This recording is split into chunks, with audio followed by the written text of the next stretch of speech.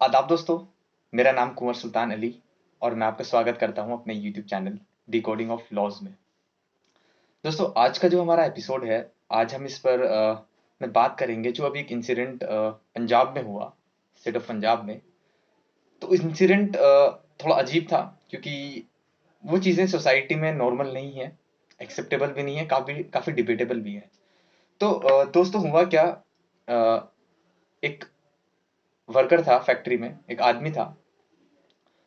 तो उसको जो है 4 लड़कियों ने, उनका ग्रुप था मतलब, तो उन्होंने उसको जो है किडनैप किया। किडनैप तो नहीं, अबडक्ट कहना चाहिए मुझे लीगल टर्म्स में। उसको अबडक्ट किया और उसका एलिगेशन है, जो वो बंदा है, उसने एलिगेशन लगाया कि उन्होंने मुझको जो है टॉक्सिकेशन इंटॉक्सिकेट किया और उसको जो है उन्होंने सब्जेक्ट टू रेप किया। ये उसका एलिगेशन है। उसने कहा कि मुझसे एड्रेस पूछने के बहाने इन्होंने मुझको जो है कोई नशीली चीज़ सूंघा, स्प्रे किया उस पर और फिर उसको जो है गाड़ी में बिठाकर ले गए उसको अननोन जगह पर और वहां पे उसको सब्जेक्ट टू रेप किया। ये उसका एलिगेशन है।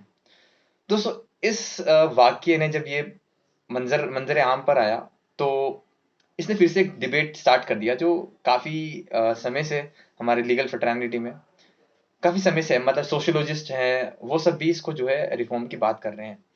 और डिबेट की वजह ये है दोस्तों कि जो हमारा इंडियन पिनल कोड है, मतलब हमारा इंडिया का जो क्रिमिनल जूरिस्प्रूडेंस है, वो जो है रेप की जो डेफिनेशन है हमारी, उसमें सिर्फ ये सपोज करता है कि रेप जो है सिर्फ मैन कर सकता है विमेन का। तो ये ट्रेडिशनल हमारा जो हमारा लॉ चलता आ रहा है अभी तक, काफी कंट्रीज में है अभी भी यही चीज है और काफी ने रिफॉर्म्स कर दिए इसमें। तो इस इंसिडेंट ने दोस्तों फिर से डिबेट शुरू कर दी कि क्या रेप को सिर्फ हमें जेंडर न्यूट्रलाइज नहीं कर देना चाहिए अब, क्योंकि ऐसे इंस्टेंसेस जो है बहुत ज्यादा कॉमन तो नहीं है, लेकिन कई बारी जो है ये इनका जो है मंजर आम पर आया है ये चीजें, और कई इंसिडेंट्स इसको हुए हैं। तो दोस्तों, अभी फिलहाल के लिए जैसे हम इस पे बात करें कि अगर ये ट्रू है, ये चीज है जो भी उन्होंने एलिज किया इंसिडेंट ये, तो अनफॉर्चुनेटली ये है कि अभी वो जो है जो विमेन है, एज पर लॉ जो है हमारे इंडिया में, तो उनको जो है प्रोसिक्यूट नहीं किया जा सकता रेप के लिए, क्योंकि रेप की जो हमारी डेफिनेशन है जैसे मैंने बताया, उसमें सिर्फ जो है मैन ही कमिट कर सकता है रेप विमेन पर। तो कोई भी विमेन जो है कमिट, लॉ हमारा ऐसा प्रिज्यूम करता है कि विमेन जो है रेप कमिट कर ही नहीं सकती। इनफैक्ट वो इंटेंशन भी फॉर्म नहीं कर सकती रेप को कमिट करने का।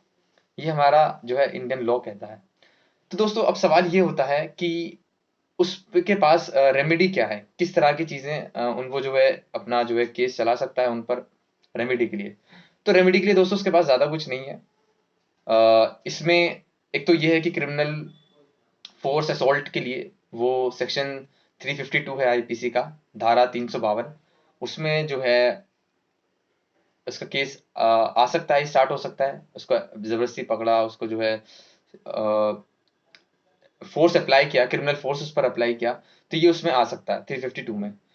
लेकिन दोस्तों, जो मुझे लगता है, मैंने इस पे जब रिसर्च किया, अपने जो केसेस, एक दो मैंने केसेस ढूंढने की कोशिश की, ज्यादा कुछ है नहीं इस पे, प्रोविजन जब मैंने पढ़े, तो मेरे अकॉर्डिंग जो मुझे ये लगता है, ये हमारा रेप में अगर ना भी आए, ये हमारा अननेचुरल में आ सकता है। जो अननेचुरल, जो कार्नल ऑफेंसेस हैं, जो अननेचुरल सेक्सुअल ऑफेंसेस में होते हैं हमारे, जैसे 377 में है, तो उसमें ये केस आ जाना चाहिए। ये मेरा मेरा ऐसा मानना है, जो भी अभी तक मेरा जो भी मेरी लीगल लीगल नॉलेज है उसके अकॉर्डिंग, जो मैंने अभी तक समझा है, ये केस में आ सकता है। वो इसलिए दोस्तों, क्योंकि जैसे हमारा लॉ मानता है, लॉ ये मानता है हमारा कि विमेन जो है रेप कर ही कमिट ही नहीं कर सकती, इनफैक्ट वो इंटेंशन भी फॉर्म नहीं कर सकती कमिट करने का रेप। तो यानी कि हमारा लॉ इस चीज को नेचुरल ही नहीं मानता कि नेचुरल ऑर्डर में कोई मैन विमेन मैन का जो है रेप कर सकती है। तो दोस्तों, अगर हम इस चीज को भी मद्देनजर रखें, तो इसका मतलब, अगर विमेन नेचुरल कोर्स में ये चीज नहीं कर सकती, रेप कमिट नहीं कर सकती मैन पर, और अगर ये चीज हुई है, एलिज्ड हुई है, तो इसका मतलब ये अननेचुरल चीज हुई है। और जब चूंकि ये अननेचुरल हुआ है, तो इसको हम अननेचुरल ऑफेंसेस में ला सकते हैं 377 में। ये मेरा जो है मानना है। क्योंकि दोस्तों, जैसे कि सोडोमी वगैरह है ना, तो ये चीज भी जो है नेचुरल कोर्स में लॉ नहीं मानता कि ये नेचुरल है, ठीक है। इसलिए इसको सोडोमी को भी नेचुरल अननेचुरल ऑफेंस मानता है लॉ। तो सेम चीज यहाँ पर भी अप्लाई होना चाहिए, ये मेरा मानना है कि इस चीज को हम आर्ग्यू कर सकते हैं। अब दूसरा इनके पास रेमेडी क्या हो सकता है, एक तो इनका क्रिमिनल असॉल्ट किया इन पर, ठीक है। और दूसरा ये जो मेरा मानना है 377 में भी ये केस आ सकता है। लेकिन दोस्तों इनको यहाँ पर किडनैप किया गया था, मतलब एबडक्ट किया गया था, मतलब जबरदस्ती उठाकर लेकर चले गए थे। तो ये केस अब एबडक्शन में, जो एबडक्शन जो हमारा है, किसी को एबडक्ट कर लेते हैं, पकड़ लेते हैं, उठा लेते हैं, वो हमारा कंटिन्यूइंग ऑफेंस है, सब्सटैंटिव ऑफेंसिव ऑफेंस नहीं है वो, मतलब यानी कि वो अपने आप में कोई ऑफेंस नहीं है एबडक्शन। एबडक्शन किसी के साथ मिलकर ऑफेंस बनता है, जैसे फिरौती के लिए एबडक्ट कर लिया, मारने के लिए एबडक्ट कर लिया, तो इनकी पनिशमेंट है। तो एक सेक्शन है आईपीसी में ही, जब मैंने इसको देखा, सर्च किया, तो मुझे मिला 367 धारा 367 आईपीसी की, इंडियन पिनल कोड जो है हमारा, उसमें ये लिखा है कि अगर आप किडनैप करते हो या फिर एबडक्ट करते हो, उसमें कई सारी चीजें हैं, ऑफेंस उसमें है। उसमें एक ऑफेंस ये है कि अगर आप अननेचुरल लस्ट के लिए करते हैं एबडक्ट या किडनैप, तो आपको 367 में सजा हो जाएगी, मतलब केस आ जाएगा।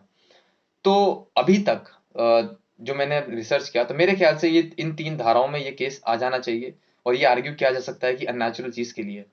तो दोस्तों जब मैंने इस पर थोड़ा और रिसर्च किया, तो मुझे एक केस मिला प्रिया पटेल केस का।